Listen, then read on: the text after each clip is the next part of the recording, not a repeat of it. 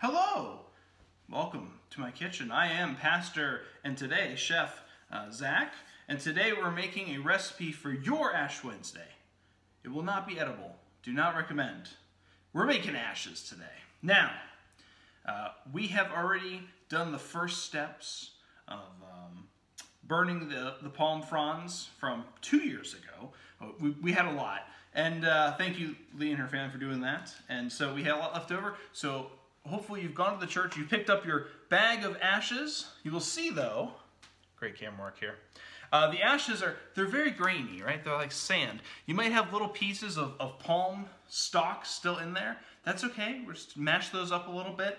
If you try to smear this on your head, it's going to be like a sandy, cakey mess. It's going to get into your eyes, on your clothes. You don't want that. We need a recipe. And so I'm going to share with you today my world secret ash recipe, okay? It's got 2 ingredients. The ashes and olive oil. Yes, it's that simple.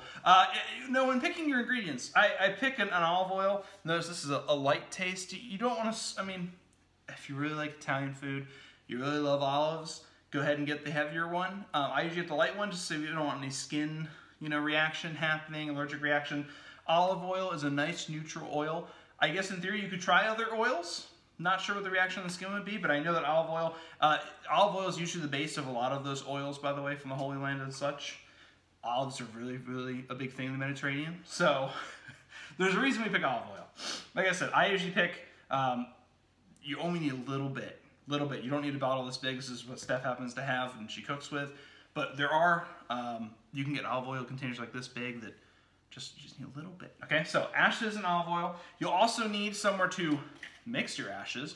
Recommend paper so you can just throw it away. Recycle it, of course. And a spoon to mix it. Or whatever mixing device you can. Of course, if you want to be more environmentally friendly, you don't have to use paper. Just know you're going to have to really wash it because you're putting ashes and oil in it. All right. Great.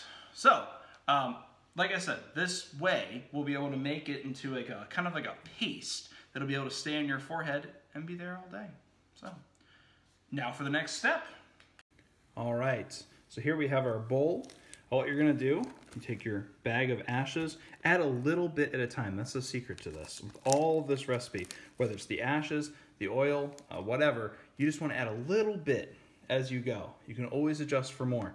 If you dump the whole thing in at once, that's okay too, but we're just going to be really careful with the oil then. It's a balance, because if we get too much ash, like I said before, compared to oil, it's going to be very grainy, sandy, it's going to be dry, and it's not really going to stick, it's going to get everywhere. However, what's worse is if it's too oily, because then it's going to run and be gooey, and you don't want that either. So, here's what we're going to do. I'm going to carefully, oh so carefully, hopefully on this first take, take my spoon to control the amount I'm getting, because ashes do clump together, and if there we go. See, it's just a little bit, but I grabbed a little extra than most bags just to make sure I can film this video. But just a little bit will go a long way. So, okay, so you got, if you have a household with, I'd say 3 or 4 or more people, you're probably gonna want 2 bags instead of just the 1. But if you're just 1 or 2 folks, 1 bag will be more than sufficient. All right, now the moment of truth with the olive oil. We're going to add this very small amount. So what we're going to do, we're going to pour it and we're going to have the spoon catch just to make sure that we're not going overboard here. Very smooth. See, even that's probably a little too much. So what we'll do, I'm going to let some of that go. Not back into the container, that'd be gross. Okay, so there's still oil on the spoon. We're going to add that to our ashen mixture. Okay. Now what you're going to do, kind of spread it out, and you're going to use the spoon, kind of rotate it into a mash. Now notice, okay, I'm seeing that this ash is more clumpy already, which is good. Notice that the oil is clumping on the ash, but I need a little more oil, which is fine. That's why, so we slowly add little by little until we get the right amount. There we go. Like I said, we're going for a nice paste. All right, I edited out some of the continuously adding oil and mixing, but if you see now, my ash kind of in the middle here, right there, is a nice paste, kind of inky, not runny. You don't, if it's runny, it's too much oil, you need to add more ash. Now, pastor, chef, what if I add too much oil and I'm out of ash? Well, A, you can go and get more, or B, I've heard printer toner works great. Just kidding. I've never actually used printer toner, but I have heard in a pinch, I've heard it done. Okay, now, what I like to do is a little extra step of precaution. I like to test my paste, ash paste here, to make sure that it's gonna work right. So what I do is I get a piece of paper, nice old recycled bulletin to save the environment, there we go. You wanna use your finger that you're gonna put the ashes on, because like we said, we designed this to stick to the skin, and it will stick to your skin. So fortunately, none of you will have to be doing ashes for 50, 60, 100 people, but I have found over the years, I usually use my right thumb, it's gonna be black. So just be prepared for that, no matter how much. What I do is you kind of gum up the paste with the thumb, and then you will use that to put that on the piece of paper as a test. And if it works, then we'll put it on our foreheads. Now, the other thing is, right after you're done doing the ashes, go ahead and wash that thumb off as soon as possible. Because, even if you're waiting in the part of the worship or you're doing the ashes with us and we have that moment, there'll be time. You can wash it. Even just having, what I do is I usually have a paper towel or a napkin ready to go, to kind of get that first layer of gunk off, and that'll give you a chance not to have black thumb for a week. All right, so here we go. We're going to test it with the paper.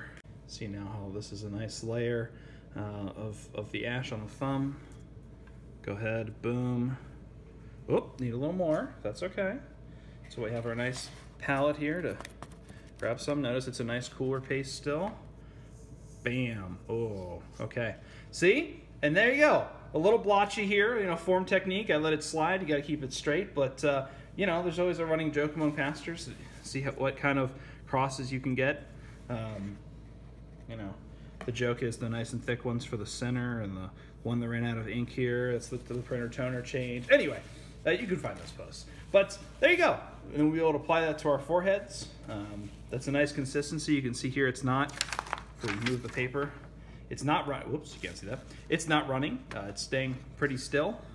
If I touch it now, it's not going anywhere. There's a little resin, but for the most part, it's staying right there.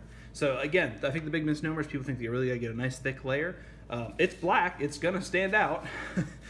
It's a pasty substance. It's not gonna go anywhere unless you accidentally rub it because your forehead's itchy, which happens every year. Finally, I have removed my chef's hat to model the result of our recipe. As you can see from my glistening forehead, it's not going anywhere. Nice consistency there. And I have my tissue, be able to get, this isn't even about washing. Look how easy that came off. As soon as you get that right away, easy peasy. And you got a nice cross to go on Ash Wednesday. So during the service, we'll have a time where you can add your ashes, of course. If you want to do it, some folks like to do it in the morning and be ready to wear it all day. You now have this video. You can do that as your option. What to do with the leftover ashes? I still, look how much, see? A little bit. So I was saying a little bit goes a long way. I could probably still get another, maybe even 3, 4 people with this. So a little bit goes a long way. Remember, add in, I still leftover ash, great. Add a little bit in as you go. A little bit of ash, a little bit of oil, a little bit of ash. That way, if you go over on any of them, you can adjust accordingly. Anyway, leftover ashes. We have a lot of bags of leftover ash. We can probably take them back, use them for a future year. The ones that you've used, you can go ahead and pitch your mixture. That's going to eventually dry out and not be usable anymore. So you do want to you put the ashes on probably within an hour of making them. So you don't want to make them overnight if they're going to be too dry and clay. You can reactivate them with the oil, but you got to worry that that's going to run a little bit. Yeah. Other than that, thanks for joining us for Pastor Chef Zach in the kitchen. Maybe next time we'll make something edible. Probably not my gifts. But thanks for worshiping with us, for joining us in the season of Lent as we hope together for the year ahead. Real quick, additional edit. There were some questions that have come in since filming, and I wanted to answer those. Why, Pastor, did you put them on your thumb? It's because it's the most flexible and articulate. I'm right-handed, so it's easy for me. It's a little hard doing it on your own. I learned, put a mirror and her cell phone camera as your friend. You can put it on a finger, but it's just hard to do straight. It's going to shake a little more. Another question I mentioned in the video, if there are bits of palm frond that are in there, should I go ahead and push those out? I mean, you can. The other reason you can keep them, you can kind of mash them up. They're good for sticking power, kind of the graininess aspect. So it's up to you. It's your preference. I wouldn't leave big chunks in there. You don't want a big piece of palm falling off the forehead in the middle of the day, but that is up to you. One final question I did get to is, how do I know if my mixture is too runny? I mean, too grainy, obviously. It's dusty, it's coming off. It's not spreading easily. Like if we do that paper test, the grainy is gonna kind of on the surface, it's gonna run. The oily, it's gonna move on its own. You put it on, it might be there for a second, but if you put it vertically, it's gonna drip, and you don't want that. That's how it ends in your eyes. Good questions. And if you have other questions, please comment them in the comments of this video, send me an email, and I will get them answered as soon as possible.